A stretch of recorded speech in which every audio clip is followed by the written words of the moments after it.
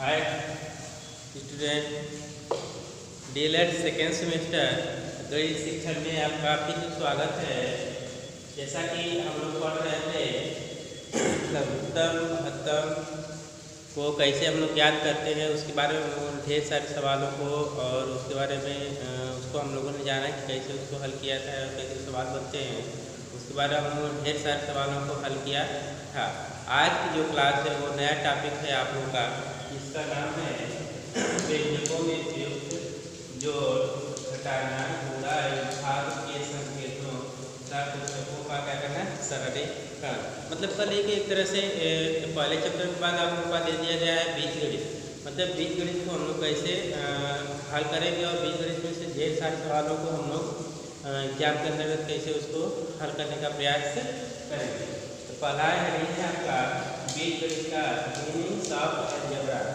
ठीक है, बीजगणित को अंग्रेजी भाषा में अलजेब्रा कहते हैं। यह शब्द फारसी भाषा से निकला है। इस शब्द का अर्थ है किसी समीकरण के एक ओर से कोई संख्या दूसरी ओर ले जाने से उसका चिन्ह क्या होता है, बदल जाता है। जैसे हम लोग जब भी बीजगणित की बातें करते हैं तो क्या होता है कि ए और बी या एक्स और वाई या कर लें कि जो भी संख्या हम लोग ले लें, चाहे वो ले लें, चाहे जेड ले लें या कोई भी संख्या ले लें, या यम ले लें या एन ले लें, कोई भी अगर संख्या की बात आ जाएगी तो हम लोग क्या जानेंगे, बीजगणित को जानेंगे। तो जब भी बीजगणित की बात आती है तो उसको हम लोग क्या करते हैं, चिन्हों को जैसे कि हमने लिख दिया a माइनस b बराबर 0, तो इसका मतलब क्या होगा, इसको हम लोग इस तरह से लिख सकते हैं a बराबर b। ठीक, इस तरह से जो हम लोग क्या कर सकते हैं, इसको लिख सकते हैं। या इसको और लिखना है तो क्या करेंगे, माइनस b को a बराबर माइनस a। तब क्या होगा, माइनस से माइनस क्या हो जाएगा, लग जाएगा b बराबर a या a बराबर b। मतलब हम लोग संख्याओं को क्या करना है, एक दूसरे से क्या करना है, मतलब लेफ्ट और राइट, मतलब कि बायां पक्ष और दाहिने पक्ष में क्या करना है, उसको मतलब फैलाना, उसको विस्तार रूप में क्या करना, प्राप्त करना।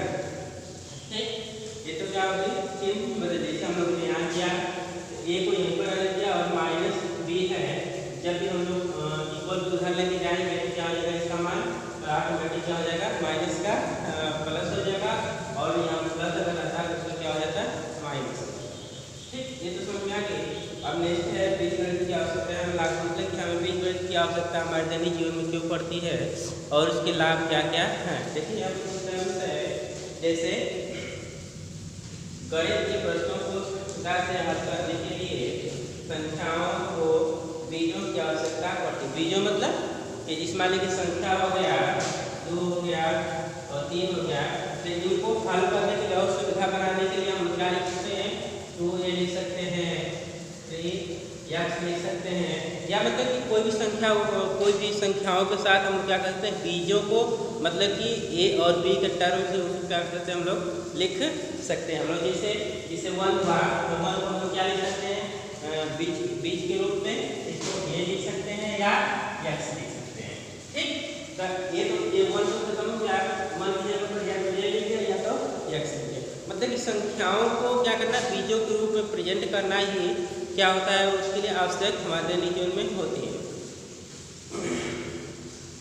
इससे लाभ यह है कि अंकगणित में कठिनाई से हल होने वाले प्रश्न बीजगणित की सहायता से आसानी से हल हो जाते हैं।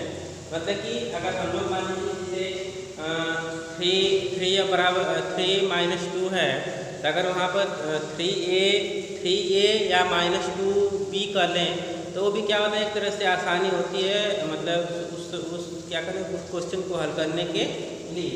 मतलब इसका करने का मतलब यही हो, हल होने वाले प्रश्नों के उत्तर की जांच क्या कर सकते हैं, हम सरलता से कर सकते हैं। देखिए अगर मान लीजिए कि जिससे हम लोग ट्रिग्नोमेट्री भी करते क्या है कि राइट दायां पक्ष बराबर बायां पक्ष, मतलब वहाँ पर हम क्या करते हैं, जांच को करते हैं। मगर जब भी गणित की बात आती है तो गणित के अंतर्गत हम लोग उत्तर की जांच नहीं कर पाते हैं। वो किसके अंतर्गत होता है, सिर्फ और सिर्फ बीजगणित के अंतर्गत ही हम लोग क्या कर सकते हैं, उत्तरों की जांच को हम लोग कर सकते हैं। ठीक, अब नेक्स्ट है आपका टर्म्स बीजगणित शिक्षण के उद्देश्य। मतलब कि बीजगणित शिक्षण के उद्देश्य क्या क्या होने चाहिए या क्या क्या होते हैं।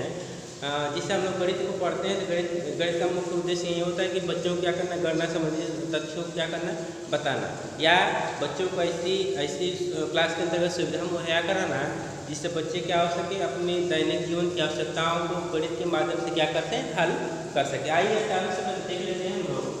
तो बीजगणित शिक्षण के निम्न उद्देश्य हैं। पहला है छात्रों को उपयोगी तथा लाभदायक विचार प्रदान करना। मतलब कि छात्राओं को बीजगणित जब भी पढ़ाते हैं हम लोग, छात्राओं को ऐसी लाभदायक चीज़ें बताएंगे और उपयोगी चीज़ बताएंगे जिससे वो क्या हो सके, वो अपने जीवन में क्या कर सके, यूज कर सके। जैसे हम लोग पढ़ाते हैं गणित क्यों हम लोग पढ़ते हैं, गणित इसीलिए तो पढ़ते हैं कि बच्चा क्या करे, अंकों को क्या करे, जान सके और उन अंकों का अपने दैनिक जीवन में क्या कर सके, यूज कर सके, उपयोग कर सके। ठीक।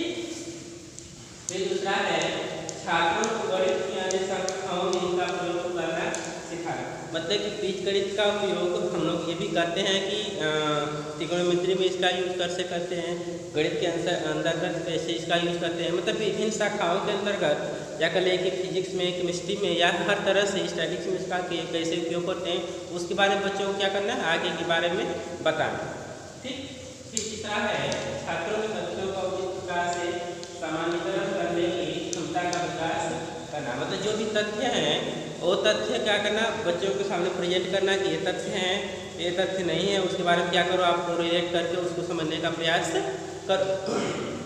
तो चौथा है उन्हें विभिन्न संकेतों का ज्ञान कराना। मतलब कि संकेत मतलब कि छोटा, बड़ा, गुणा, भाग, माइनस, मतलब कि ग्रेटर देन, लेस देन। ठीक।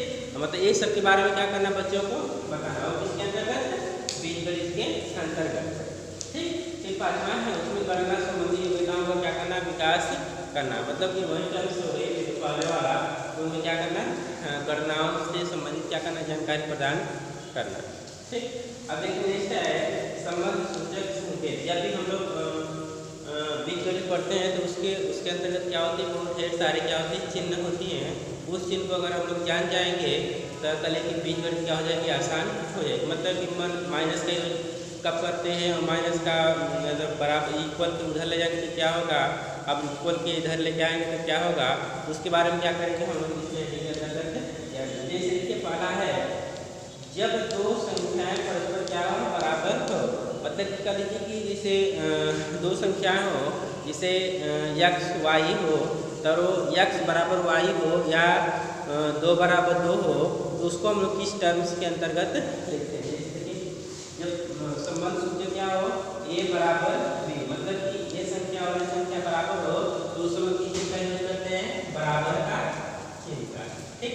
तो बराबर का मतलब कि इधर वाली संख्या और इधर वाली संख्या क्या है, बराबर। मतलब कि दायां पक्ष बराबर बायां पक्ष के है, या बायां पक्ष या दायां पक्ष बराबर बायां पक्ष के। ठीक।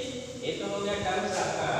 फिर दूसरा है जब संख्या में एक संख्या दूसरी संख्या से बड़ी हो। जैसे कि हम लोग दिखाते हैं कि 2 और 3 क्या है, 2 से 3 क्या है, बड़ा है, या 2 क्या है, छोटा है 3 से। तो उस समय उसके अकॉर्डिंग हम लोग कैसे लिखते हैं, तो क्या है, जब संख्या में एक संख्या दूसरी संख्या से बड़ी है, तो जब भी बड़ी की बात आ जाएगी तो हम लोग क्या करते हैं, इधर का मुँह करते हैं। ठीक।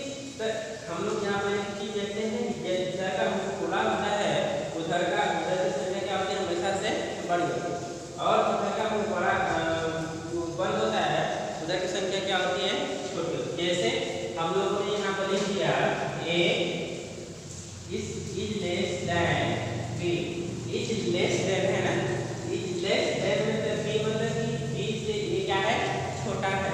अब यहाँ पर हम लोग लिख सकते हैं a is greater than b, मतलब कि ये क्या है, b से ऑलरेडी बड़ा है। इस दो टर्म्स को हम लोग इस माध्यम से भी जान जाएंगे कि इधर का मुँह खुला रहता है, वो मुँह क्या होता है, उधर की संख्या क्या होती है, हमेशा ऑलरेडी बड़ी होती है, और इधर का मुँह बंद रहता है, उधर की संख्या ऑलरेडी क्या होती है, हमेशा से छोटी रहती है। इसके माध्यम से हम लोग क्या जानेंगे, इसको जान जाएंगे। तो ये वाला टर्म्स हो गया, वाला टर्म्स हो गया। फिर चौथा है a और b को जोड़ने में प्राप्त संख्या। जैसे दो संख्याओं को हम लोग जोड़ते हैं तो उस समय हम लोग किसी का चिन्ह का यूज करते हैं। जैसे हमने जोड़ दिया 2 3 बराबर